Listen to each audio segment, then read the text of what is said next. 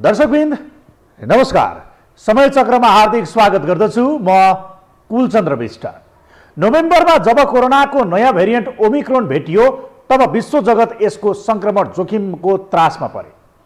कोरोनाको दोस्रो लहरबाट विश्वले छुटकारा नपाउँदै नयाँ भेरिएन्ट देखियो। ओमिक्रोन अफ्रिकाबाट भारत हुँदै नेपाल पस्यो। यसबाट कोरोनाको दोस्रो कहरबाट भर्खरै तङ्ग्रिनै लागेका बेला पुनः जोखिम बढाइदियो। नेपाल सहितका एसियाली मुलुकदेखि युरोपसम्मका मुलुकहरू यसको संक्रमणबाट प्रभावित भएका छन्। ओमिक्रोन 100 बढी मुलुकमा भित्रिएसँगै यसको संक्रमणबाट विश्व जगत त्रसित भएको छ। लकडाउन जस्ता अप्रिय निर्णय गर्न धेरै मुलुकहरू बाध्य भएका छन्। यो हेरौँ। कोभिड-19 को दोस्रो लहरबाट त्राण नपाउँदै अर्को नयाँ भेरिएन्ट ओमिक्रोनको त्रास बढेको छ। कोभिडको नयाँ भेरिएन्टको संक्रमणले विश्वव्यापी रूपमा चिन्ता थपेको छ। पहिलो र दोस्रो सुरु हुँदा जसरी एकपछि अर्को मुलुकमा फैलिरहेको थियो, नयाँ भेरिएन्ट ओमिक्रोन अझ बढी आक्रामक रूपमा फैलिरहेको छ। ओमिक्रोन भाइरस भारतमा तीव्र रूपमा फैलिएसँगै नेपालमा झनै त्रास बढेको छ। विश्व स्वास्थ्य संगठन WHO को कोरोनाको डेल्टा र ओमिक्रोन भेरिएन्टको मिश्रणले डरलाग्दो सुनामी ल्याउन सक्ने चेतावनी र नेपालमा पनि ओमिक्रोन संक्रमित भेटिएपछि यो त्रास अझ बढेको हो। यसै पनि खुल्ला नाकाका कारण छिमेकी मुलुक भारतको प्रभाव नेपालमा पनि देखिने गरेको छ। त्यसमा पनि नेपालमै 3 जनामा यो भेरिएन्ट पुष्टि भइसकेको छ। फलत यसको जोखिमलाई लिएर धेरै किसिमको बहस तथा विश्लेषण भइरहेका छन्। जोखिम चाहिँ किन रहन्छ भन्दाखेरि अहिले अन्तर्राष्ट्रिय विमानस्थलहरू खुल्ला भइसकेको अवस्था छ। त्यो भएको हुनाले चाहिँ बाहिरबाट आउने सम्भावना बढी छ र त्यसमा पनि यदि केही गरी हामीले जो बाहिरबाट अथवा विदेशबाट आउनेहरूलाई परीक्षण गरेनौँ भने चाहिँ अब यो भित्रिन सक्ने सम्भावना उत्तिकै रहन्छ। र त्योभन्दा पनि अझ हाम्रो चुनौती भनेको चाहिँ भारतमा यदि देखियो र फैलियो भन्ने हो। किन भन्दाखेरि विगतमा हामीले भारतमा फैलिएको जुन भेरिएन्टहरू छ, अझ उदाहरणकै लागि हामी डेल्टा भेरिएन्ट भनौँ, त्यसलाई हामीले रोक्न सकेका थिएनौँ। यो भेरिएन्टको संक्रमण तीव्र रूपमा फैलिने तथा कोरोना विरुद्धको खोपले समेत काम नगर्ने तथ्यहरू बाहिरिरहेका बेला यथेष्ट वैज्ञानिक अनुसन्धान हुनै बाँकी रहेको छ। यो कतिको कडा खालको हो, यसले कतिको जटिलता निम्त्याउँछ भन्ने विषय अझै प्रश्न नभए पनि अन्यभन्दा यो भेरिएन्ट बढी संक्रमण भएको वैज्ञानिक रिपोर्टहरू भने आएका छन्। युनिभर्सिटी अफ हङकङको एक अध्ययनले डेल्टाभन्दा ओमिक्रोन 70 गुणा तीव्र गतिले फैलिने भए पनि धेरै घातक नभएको देखाएको थियो। यसको मतलब डेल्टा भेरिएन्टको तुलनामा ओमिक्रोनले फोक्सोमा कम असर गर्ने प्रश्न भएको सर्वरोग विशेषज्ञहरू बताउँछन्। यसले गर्दा ओमिक्रोन तीव्र गतिमा फैले पनि गम्भीर खालको समस्या ल्याउने खतरा कम रहेको देखिएको उनीहरूको भनाइ छ। हाल यसको लक्षणबारे पुनः यकिन भएको छैन, तर दक्षिण अफ्रिकाका चिकित्सकहरूको अनुभव अनुसार लक्षण त्यति कडा छैन। अत्याधिक थकान, टाउको र जिउ दुख्ने जस्ता समस्या देखिएको भनिएको छ। धेरैलाई अस्पताल भर्ना गर्नुपर्ने अवस्था नभएको, अचानक अक्सिजन कमी हुने समस्या नदेखिएको जस्ता अनुभवहरू सुनाएका थिए। अर्थात् ओमिक्रोन संक्रमितमा लक्षणहरू सामान्य नै देखिएका थिए। सबैलाई कोरोना विरुद्धको खोप लगाएको तथा स्वास्थ्य सुरक्षा मापदण्ड पालनामा कडाई गरे यसको संक्रमण कम गर्न सकिने अवस्था रहेको छ। यद्यपि त्रिभुवन अन्तर्राष्ट्रिय विमानस्थलमा भइरहेको नियमित उडान र भारतसँग जोडिएका खुला सीमानाकाका कारण जोखिम भने उच्च रहेको विज्ञहरू बताउँछन्। कोभिड महामारीबाट हामी छुटकारा पाइसकेको छैनौँ। अझै पनि ओमिक्रोनको कुराहरू हल्लाहरू आइराखेको छ होइन। डेल्टा भाइरस फेरि म्युटेसन हुनसक्छ। तसर्थ यतातिर जनमानस आम जनतामा पनि पहुँच बढाउँदै लग्नुपर्छ र फ्रन्टलाइनमा काम गर्नेहरूलाई लगाउँदा चाहिँ यसले केही राहत चाहिँ दिन्छ र लगाउनुपर्छ भन्ने मलाई लाग्छ। अर्कातर्फ नेपालमा कुल जनसङ्ख्याको 31.4%ले मात्र पूर्ण मात्रा खोप लगाएको नेपालको परिप्रेक्ष्यमा यसको जोखिम अझ उच्च छ। यद्यपि स्वास्थ्य तथा जनसङ्ख्या मन्त्रालयले भने नेपालमा अहिलेसम्म ओमिक्रोनको जोखिम नै रहेको भन्न नमिल्ने बताएको छ। ओमिक्रोनको निगरानीका लागि सर्भिलेन्स तथा कन्ट्याक्ट ट्रेसिङको कार्यलाई थप प्रभावकारी बनाइएको, अन्तर्राष्ट्रिय हवाई तथा स्थल नाकाहरूमा यात्रुहरूको आवत जावतलाई व्यवस्थित गर्न सबै यात्रुको नेगेटिभ PCR रिपोर्ट तथा खोपको विवरण अनिवार्य गरिएको र लक्षण देखिएका शङ्कास्पद सबै यात्रुहरूको एन्टिजेन परीक्षण गर्ने गरिएकाले सरकार यस विरुद्ध सक्रियताका साथ लागेको बुझ्नुपर्ने मन्त्रालयको भनाइ छ। नेपाल सरकारले पनि विदेशबाट आउने, किनभने संक्रमण भाइरसले आफ्नो शरीरमा लिएर आउने हो। आएको व्यक्तिहरू स्वास्थ्य अवस्था गम्भीर हुन सक्ने, उहाँहरूले अरू व्यक्तिहरूलाई सार्न सक्ने, यी सबै कुराहरूलाई मध्यनजर गरेर हामीले निगरानीहरू बढाएका छौँ। पछिल्लो समय विदेशबाट आउने व्यक्तिहरूलाई क्वारेन्टाइनको कुराहरू र उहाँहरूको टेस्ट गर्ने कुराहरू, उहाँहरूको टेस्ट गर्दा पोजिटिभ आयो भने त्यसको सिक्वेन्सिङ गर्ने कामहरू बढाएका छौँ। ओमिक्रोनका कारण कतिपय मुलुकले सङ्कटकाल नै जारी गरिसकेका छन्। त्यसकारण सरकारले तुरुन्तै सीमा नाकामा कडाई गर्नुपर्नेमा विज्ञहरूको जोड छ। भारतमा ओमिक्रोन सङ्क्रमण फैलिँदा त्यसको प्रत्यक्ष असर नेपाललाई पर्ने गरेको छ। नेपालसँग भारतको सीमा जोडिएकोले यो भाइरसले भयावह नहोला भन्न पनि सकिन्न। त्यसैले सरकारले सकेसम्म डेल्टा भेरिएन्ट जस्तो फैलिन नदिन आवश्यक तयारी गर्न जरुरी छ। साथै आम सर्वसाधारणले पनि मास्कको अनिवार्य प्रयोग गर्ने, भिडभाडजन्य गतिविधि नगर्ने, बारम्बार साबुन पानीले हात धुने तथा स्वास्थ्य मापदण्डको पालना गर्न आवश्यक छ। अन्यथा सरकारकै मात्र भर परिरहने हो भने पहिलो र दोस्रो लहरको झैँ अवस्था यसले पनि नल्याउला भन्न सकिन्न। कोरोनाको विषयमा मानिसहरू अभ्यस्त भइसकेका छन्, किनकि 2 वर्ष अघि चीनमा पहिलोपटक कोरोना भेटिएको थियो। चीनमा पहिलोपटक फेला परेको कोरोना त्यस यता भने विभिन्न भेरिएन्टहरूमा देखा परिरहेको छ। नयाँ नयाँ भेरिएन्ट जति जति देखा परे उति उति नियन्त्रण र रोकथामको प्रयास पनि भइरहेका छन्। पछिल्लो समय युरोप, एसिया र अफ्रिकी मुलुकमा यसको सङ्क्रमण तीव्र भएपछि लकडाउनदेखि प्रतिबन्धका उपायहरू अपनाइएका छन्। प्रसङ्गसहित उपस्थित हुनेछौँ छोटो ब्रेकपछि।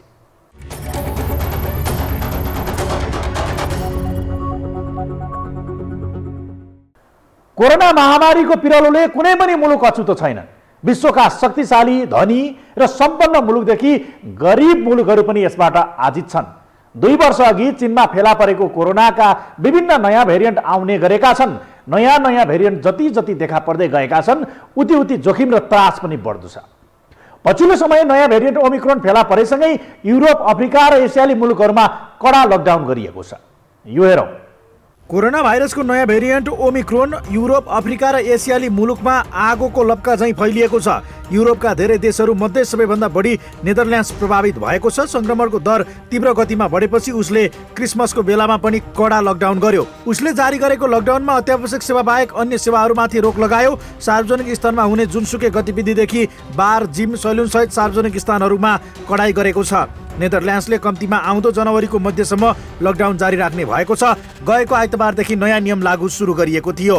यो भाइरसप्रति विश्व जगतको नै मुख्य चिन्ता र चासो रहनुको कारण भनेको यो भाइरसमा अत्यधिक मात्रामा म्युटेसनहरू देखिनु हो र त्यो म्युटेसनमा पनि अझ स्पाइक प्रोटिनमा चाहिँ अझ बढी यो म्युटेसनहरू विगतको भन्दा बढी देखिएको हुनाले यो समस्या चाहिँ आएको हो। र यसमा स्पाइक प्रोटिनमै किन हामीले समस्या आयो भने चाहिँ चिन्तित हुनुपर्ने भन्ने कारण चाहिँ यही स्पाइक प्रोटिनकै सहायताले चाहिँ भाइरसले आफ्नो यो सङ्क्रमण गर्दाखेरि चाहिँ शरीरमा भित्रिनमा प्रयोग गर्ने गर्छ र यदि यो स्पाइक प्रोटिनमा अब केही गरी म्युटेसनहरू भयो भने चाहिँ यसले आफ्नो क्षमता फैलन सक्ने क्षमता चाहिँ वृद्धि गर्छ। हालसम्मकै धेरै उत्परिवर्तन अर्थात् म्युटेसन भएको ओमिक्रोनको सङ्क्रमण फैलिँदै गएका कारण युरोपका अधिकांश नेदरल्यान्ड सहितका देशहरूले प्रतिबन्धात्मक नियम लागू गरेका छन्। कोरोनाको नयाँ भेरिएन्ट ओमिक्रोनको सङ्क्रमण यति बेला 100 बढी मुलुकमा पुगिसकेको छ। ओमिक्रोनको सङ्क्रमण दर वात्तै बढेसँगै युरोपका मुलुकहरूमा लकडाउन गरियो। छिमेकी मुलुक भारतका राज्यहरूमा पनि लकडाउन भयो। चीनको एक प्रान्तमा समेत लकडाउन भयो। पछिल्लो पटक युरोपेली मुलुक नेदरल्यान्ड्समा लकडाउन जारी छ। सरकारले सङ्क्रमण रोक्न लकडाउन गरे पनि त्यसको विरुद्धमा प्रदर्शन समेत भएका थिए। अफ्रिका, युरोप, एसियाली मुलुकहरूमा सङ्क्रमणको दर आगो झैँ फैलिएपछि विश्व जगत पुनः त्रसित बनेको छ। कोरोना नियन्त्रण गर्न विभिन्न प्रयासहरू पनि भइरहेका छन्। कोरोना विरुद्धको खोप कार्यक्रमलाई पनि तीव्र पारिएको छ। सावधानीका उपायहरूको विषयमा विश्व जगत सचेत छ, त्यही पनि सङ्क्रमणको जोखिम पटक्कै घटेको छैन। दक्षिण अफ्रिकामा नयाँ कोरोना भाइरस पत्ता लागेको छ जसलाई विश्व स्वास्थ्य सङ्गठनले चाहिँ ओमिक्रोन भेरिएन्टको नाम दिएको छ। यो भेरिएन्ट अफ कन्सर्न अन्तर्गत राखिएको छ। सावधानी र रोकथामका प्रयास नभएका पनि होइनन्। मानवीय प्रयत्नहरू भइरहे पनि सङ्क्रमण न्यूनीकरणमा खासै प्रगति भएको छैन। ओमिक्रोनले यति बेला सबैलाई आछु बनाएको छ। 2 वर्ष अघिदेखि कोरोना महामारी फैलिएको भए पनि कोरोनाका नयाँ नयाँ भेरिएन्ट देखिँदै गएकाले विश्व जगत यस महामारीबाट अझै मुक्ति हुन सकेको छैन। पछिल्लो अवस्थालाई केलाउने हो भने पनि ओमिक्रोन सङ्क्रमण दर बढ्दो छ। नोभेम्बरको पहिलो सातामा देखा परेको ओमिक्रोन डिसेम्बरको अन्तिमसम्म आइपुग्दा 100 बढी मुलुकमा फैलिनुले यसको सङ्क्रमण दर निकै तीव्र देखिन्छ। नोभेम्बर 9 मा दक्षिण अफ्रिकी मुलुकमा पहिलोपटक फेला परेको ओमिक्रोन नेपालमा आइपुग्न करिब 2 साता मात्रै लागेको थियो। दक्षिण अफ्रिकाबाट भारतमा 1 सातामै ओमिक्रोन भित्रियो। यो नयाँ भेरिएन्ट आए पनि यसले पार्ने लक्षणहरू, यसले पार्ने सङ्क्रमणको तरिकाहरू चाहिँ, फैलिने तरिकाहरू चाहिँ पहिलेकै भाइरस जस्तो हो, जस्तो भेरिएन्ट हो त्यस्तै अनुसारकै सङ्क्रमणको अवस्थाहरू देखिन्छ। अलि बढी सङ्क्रामक छ भनिएको छ, यद्यपि यसका धेरै कुराहरू अध्ययन अनुसन्धान हुने क्रममै छन्, आउने क्रममै छन्। अहिलेसम्म देखिएको तथ्यहरूले अहिले हामीले जुन जनस्वास्थ्यका मापदण्डहरू पालना गर्ने गरेका छौँ, मास्क लगाउने कुरा, बहुत दूरी कायम गर्ने कुराहरू, हातको सरसफाइमा ध्यान दिने कुराहरू, भेन्टिलेसन भएका ठाउँहरूमा बस्ने कुराहरू, यी कुराहरूले सङ्क्रमण अगाडि फैलिनलाई रोक्छ। विश्वभरको नमुना परीक्षणबाट डेल्टा नै प्रमुख भेरिएन्टको रूपमा देखा परेको भए पनि ओमिक्रोन फैलिरहेको हुँदा उच्च जोखिमको सामना गर्नु परिरहेको छ। हालैका सार्वजनिक भएको एक तथ्यले ओमिक्रोनका सङ्क्रमित वृद्धि हुने दर डेल्टाको भन्दा बढी देखिएको छ। पटक पटक यसरी कोरोनाका विभिन्न भेरिएन्टहरू देखा पर्नु र छिटो फैलावट हुनुले कोरोनाको त्रास घटेकै छैन। यसमा विशेष गरी खोपको प्रभावकारितासँगै मानवीय हेलचेक्राइले कोरोना सङ्क्रमण छोटो समयमै फैलिएको हो भनिएको छ र वास्तविकता पनि त्यही हो। खोपको प्रभावकारिता र स्वास्थ्य मापदण्डको पूर्ण पालना हुन्थ्यो भने कोरोनाका नयाँ भेरिएन्ट देखा परे पनि त्यसबाट पर्ने जोखिम कम हुन्थ्यो कि? थप प्रसङ्गसहित उपस्थित हुनेछौँ एकैछिनको ब्रेकपछि।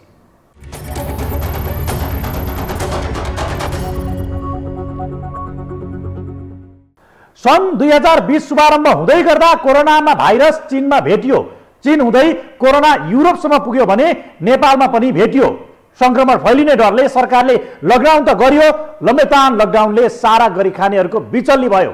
घाँस काटियो, रोजगारी खोसियो। लकडाउनले धेरै मानिसहरूलाई गरिबीको दुश्चक्रमा धकेलिदियो। यसपटक पनि ओमिक्रोन तीव्र दरमा फैलिरहेको बेला नेपालमा पुनः लकडाउन होला त? यो हेरौँ। नेपालमा कोरोना संक्रमित एकजना पनि नदेखिँदा सरकारले 2077 साल चैत्र 11 गते देशव्यापी रूपमा लकडाउन सुरु गर्यो। मानिसहरू कोरोना कहरबाट भन्दा लकडाउनबाट प्रताडित भए। कतिको गाँस टुट्यो, कतिको बास टुट्यो, कतिको रोजीरोटी गुम्यो, त्यसको कुनै लेखाजोखा छैन। लकडाउन गरेको झन्डै 1.5 वर्षपछि सरकारको होस खुल्यो। हतारमा लकडाउनको निर्णय गरेर फुर्सदमा पछुताइएछ। लकडाउनको त्यो कहाली लाग्दो पीडा नेपालीहरूले अझै पनि भुलेका छैनन्। तर कोरोनाको कहर अझै विश्वभर कायम छ। यो भाइरसको नयाँ भेरिएन्ट ओमिक्रोनको संशय पुनः फैलिएपछि मानिसहरूको कान ठाडो हुन थालेको छ। विश्वका अधिकांश देशमा यो भाइरस सक्रिय देखिएको छ। हाम्रै छिमेकी मुलुक भारतमा पनि यो भाइरसको संक्रमण बढ्दो क्रममा छ। भारतको सरकारले लगाएको लकडाउनको पालना नभएपछि रातिको समयमा कर्फ्यू आदेश जारी गरेको धेरै दिन भइसक्यो। सायद मानिसहरूमा रोगले भन्दा भोकले पहिले मर्ने डरले आफ्नो रोजीरोटीका लागि दौडी नै रहेका छन्। नेपालमा पनि ओमिक्रोनबाट संक्रमित भेटिसकेका छन्। के नेपालमा पनि संक्रमितको संख्या बढ्दै गयो भने भारत र अन्य मुलुकमा चाहिँ लकडाउन वा बन्दाबन्दीको अवस्था आउला त? झन्डै 1.5 वर्ष बन्दाबन्दीको असर खेपेर बल्ल बल्ल सामान्य दैनिकीमा आउन लागेको जनता पुनः त्यो स्थिति दोहोरियो भने के गर्ने बडो चिन्ता सुरु भएको छ। लामो लकडाउनले जनताको चुलोमा आगो बल्न पाएन। रोजीरोटी सम्पूर्ण रूपमा गुम्यो। कोरोना कालमा गुमेको रोजीरोटीबाट अझै पनि लाखौं मानिस बेरोजगार नै बस्नु परेको छ। त्यसैको प्रभावले ती युवाहरू बरु खाडी मुलुकमा भासिन भन्दै मेन पावर कम्पनीको ढोका ढकढक्याउन पुग्नु परेको छ। विमानस्थलमा विदेशीहरूको लाइन झनै बाक्लिएको छ। ज्याला मजदुरीका लागि शहरका चोक चोक गल्ली गल्लीहरूमा भौतारिएका मानिसहरू अझै पनि बेग्रल्ती भेटिन्छन्। बाल बालिकाहरू अझै विद्यालय गएर ढुक्कसँग पढ्न सक्ने स्थिति छैन। सडक पेटीमा मकै पोलेर बेच्नेदेखि गिटी कुट्नेहरूले निर्धक्कसँग काम गर्न पाइरहेका छैनन्। देशको आर्थिक विकासका सूचकहरू कोमा अवस्थामा छन्। आर्थिक घाटा चुलिएर शिथिल अवस्थामा पुगिसक्यो भने उत्पादन र निर्यातको अवस्था ठप्प प्राय छ। त्यसैले भर्खर उठ्दै गरेको आर्थिक क्षेत्रलाई ओमिक्रोनले पुनः थलाउने त होइन भन्ने चिन्ता सुरु भएको हो।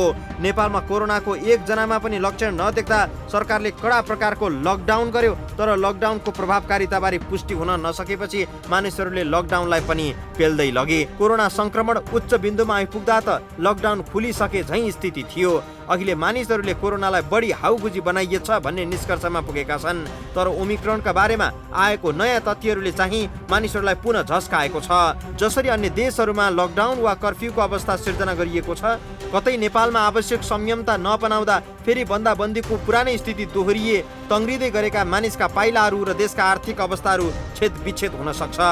र लकडाउन नै कोरोना संक्रमण नियन्त्रणको अचूक अस्त्र हो भन्ने भ्रमबाट राज्यका निकायहरू अब चाहिँ मुक्त हुन नै जरुरी छ। खोपले मात्रै ओमिक्रोनलाई रोक्न नसकेको तथ्य छिमेकी देशहरूबाट पनि पुष्टि भइसकेको हुँदा यसतर्फ अपनाउनु पर्ने उपाय र विकल्पहरूका बारेमा पूर्व तयारीमा जुट्न जरुरी छ। यसअघि कोरोनाको संक्रमण फैलिँदा सरकारले जोखिम र त्यसबाट हुन सक्ने क्षतिको आकलन गर्न सकेन। फलत जसबाट मानवीय तथा आर्थिक क्षति बेहोर्न बाध्य बनियो। महामारीले धेरै मानिसहरूलाई सडकमै पुर्याइदियो, धेरै मानिसहरूको रोजगारी खोचियो, सामाजिक अपराधहरू बढे। पछिल्लो पटक पनि ओमिक्रोनको संक्रमण दर आगोको लपका झैँ बढेकाले मुलुकमा पुनः लकडाउन भयो भने गरिखानेहरूको जीवनचर्या कस्तो होला? समय चक्रका साथै यस टेलिभिजनका सम्पूर्ण समाचार बुलेटिन कार्यक्रम योहो टेलिभिजन.com, योहो खबर.com, युट्युब र फेसबुकमा पनि पढ्न र हेर्न सक्नुहुनेछ। मोबाइलमा योहो टिभी एप डाउनलोड गरी हामीलाई प्रत्यक्ष हेर्न सक्नुहुनेछ। समय चक्रको आजको प्रस्तुति सकियो। अहिलेलाई बिदा दिनुहोस्। नमस्कार।